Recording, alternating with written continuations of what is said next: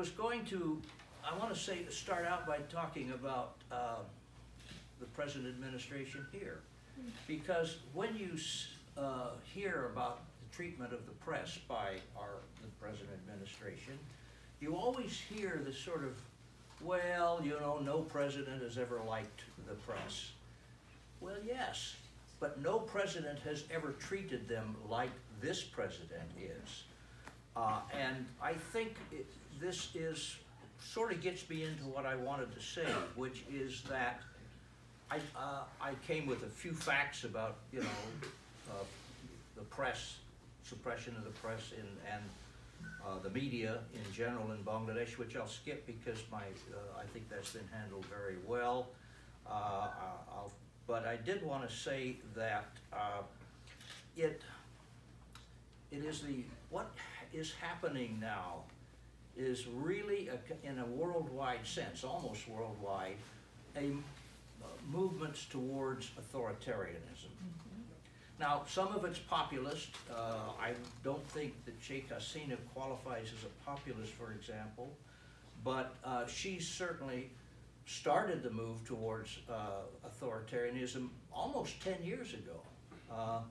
And authoritarianism, and I mentioned Sheikh Hasina, but I don't want to seem like it's a partisan thing, because in Bangladesh, I think authoritarianism has been a bipartisan thing. And I could give you chapter and verse of how both governments, or both parties, I should say, when they ran the government, have made things worse and worse, deteriorated the institutions that should have kept, pushed authoritarianism away, instead brought it closer. So, and this is, you know, I worry about this happening here too, because we see signs of it. But so far our institutions have held up. But it gets me to my more basic point about Bangladesh. I'm really going to end this, by the way, with what I think is hopefully good news. But, and that will be a way to end, I think. But let me go back and say the problem in Bangladesh, and I think most of the other countries that we're talking about, the problem is that politics, in the way we should think of politics, has failed. Now, let me just take Bangladesh, because I know that very well, although I also think that politics, which never really existed in Pakistan, has failed too. But politics are really, I think, when you go back into human history, way, way back, was a way that humans actually regulated their activities, that they found ways to keep violence down. If you think about it, political parties and politics were a way that they divided up what we call economic rents, the things that come from being a part of government. And what is happening, what's happened in Bangladesh at least, and I suspect a lot of other countries, is that politics is failing because it has become very, very much more a zero-sum game. What you get, I don't get.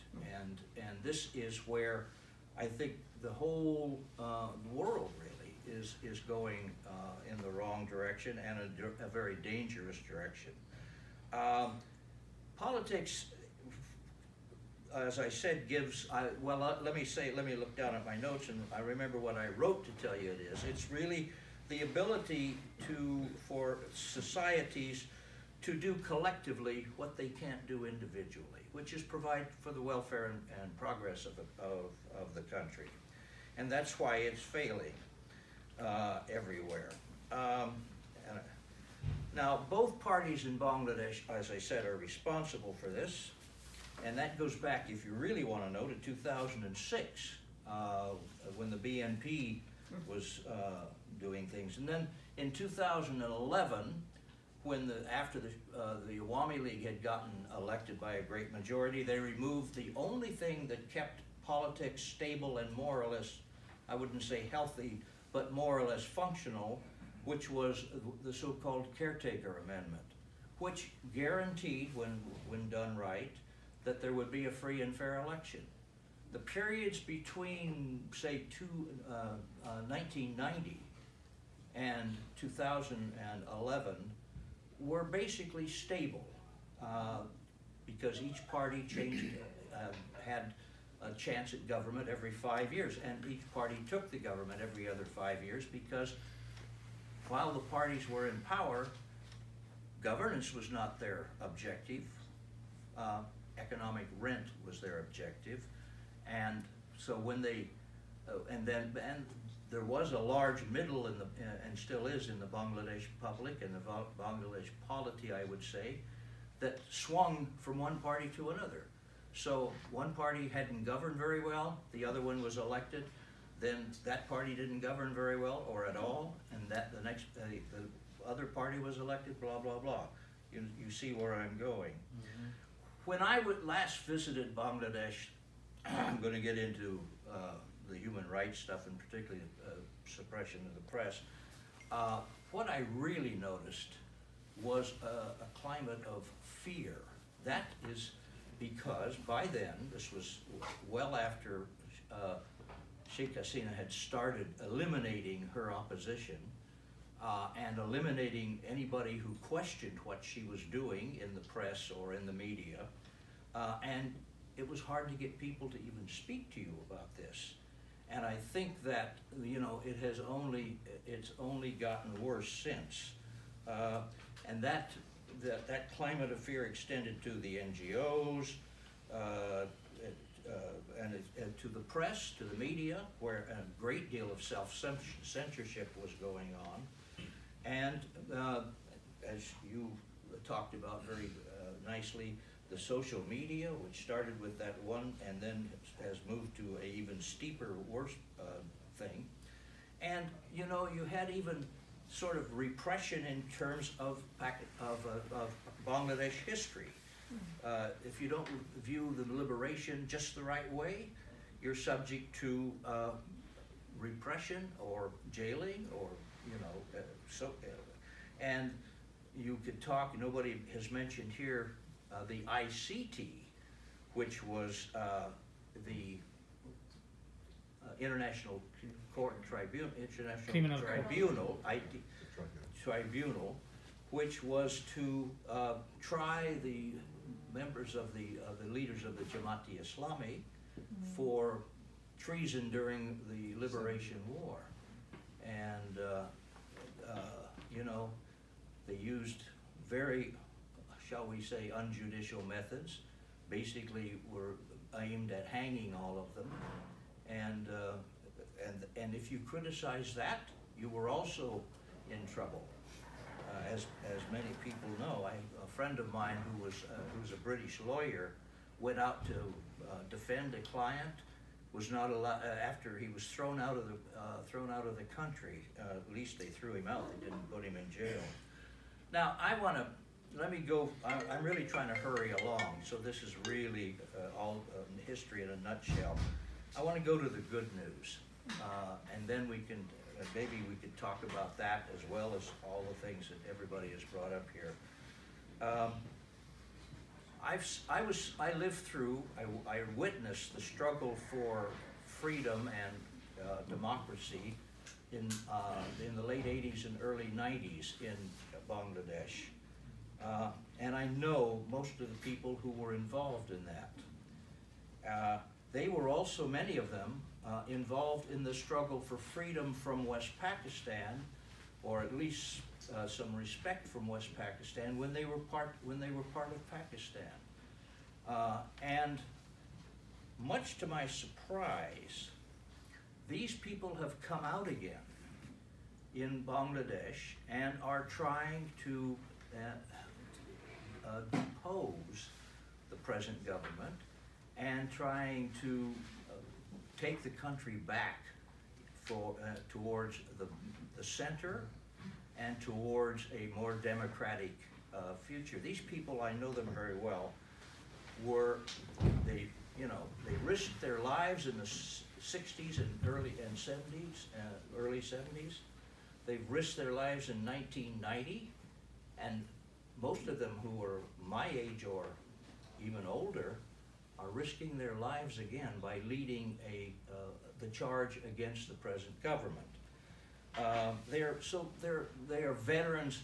but I know them so well that I know that what they really want is to just restore what they had fought so hard to set up in the first place, which was a Bangladesh that would move gradually but inevitably towards a democratic future in which you wouldn't see these kinds of repressions against the press and really against any opponent that turned up on the street, for example.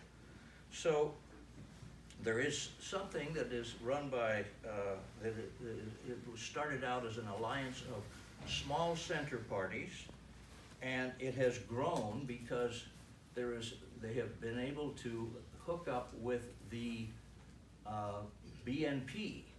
The BNP is so decimated that it really is about half the party it was. Couldn't have possibly won the election, the coming election on its own. In fact, part of the problem is that the BNP boycotted the 2014 election, which I think was the biggest mistake in Bangladesh history, if not in South Asian history, because they would have won maybe 100 seats, and they would have been able to at least put up some sort of block to what went on afterwards, because the minute that the Awami League government discovered that it had the government all to itself, the minute the Awami League discovered it had the government all to itself, let me put it that way, it went on a campaign to eliminate the opposition, the major opposition party. Very effective campaign. A number of my friends have spent time in jail. Most of them had to sign letters that they would never participate in politics before they could get out of jail. Those who didn't stayed in jail until they probably passed away. We don't know for sure sometimes. But not only friends of mine, but workers in the party down to the street level were disappeared. And I don't want to, I'm trying to keep this short, but what I'm saying is that, and I think this has global significance, because one of the things we aren't seeing in most countries is that the center is consolidating and fighting back against the authoritarians. And somehow Bangladesh has done it again. They're out front on this. Will they succeed? Well, it's going to be a very tough uphill fight.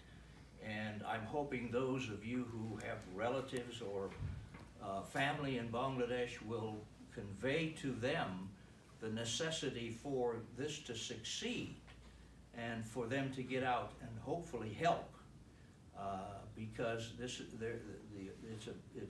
going to be terribly difficult.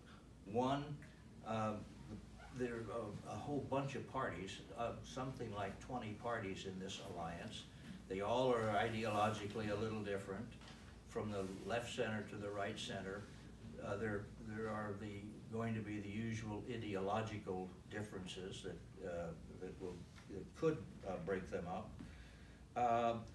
There is also the problem of the division up of the seats that they'll run for.